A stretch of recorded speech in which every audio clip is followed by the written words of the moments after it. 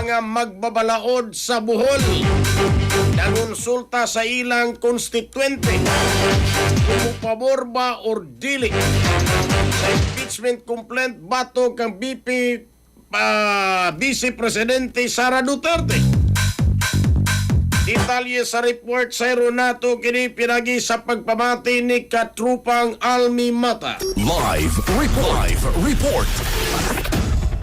Yes, nangonsulta ang mga mambabalaod sa Bohol sa mga lokal nga opisyal, leader sa komunidad ug mga residente isip pagpangandam sa plenaryo sa House of Representatives karong adlaw Mayo 11 bahin sa impeachment complaint bato kang Vice Presidente Sara Duterte. Si Second District Representative Maria Vanessa Cadorna Umintado biingon nga siya padayon nga nakikonsulta sa mga mayor, barangay kapitan ug mga residente sa iyang distrito samtang giasis usab niya ang opinyon sa publiko pinaagi sa social media.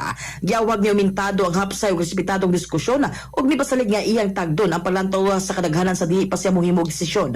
Gingon niya nga mga konsultasyon tumo nga masiguro nga madungog ug maapil ang tingog sa mga konstituente sa diskusyon bahin sa impeachment complaint.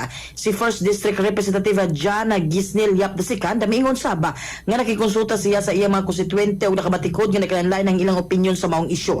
Matud niya ang uban nagtuo nga ang boto sa Kamara direktang mag-convict sa Vice Presidente samtang ang uban na side nga ang boto mao pa lang ang pagtino kung ipasa ba ang kaso sa Senado nga mo'y maghimo sa impeachment trial. Mingon siyap nga iyang desisyon mugiya sa kaayuhan sa distrito ug serbisyo sa katawan.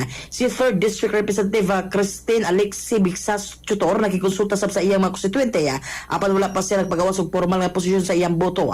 As of Mayo 8 kapin 215 na ka mga kongresista na ang miuyon sa impeachment complaint, mas labaw pa sa 106 ka boto ang kinahanglan aron ipasa ang kaso sa Senado para sa impeachment trial. Kung maaprobahan sa plenaryo karong adlaw ang impeachment articles, ipasa dayon sa Senado aron magsugod ang impeachment trial. Mga katropa, alang sa mabahimsog sa panlawas, inom sa Thona Plus Gold. Alang sa nagkayusang Pilipino para sa Pilipinas, kanyang katropa Almi Mata, XFM News. XFM report. Cellphone Plus Gold, mapalit sa mga butika sa inyong lugar.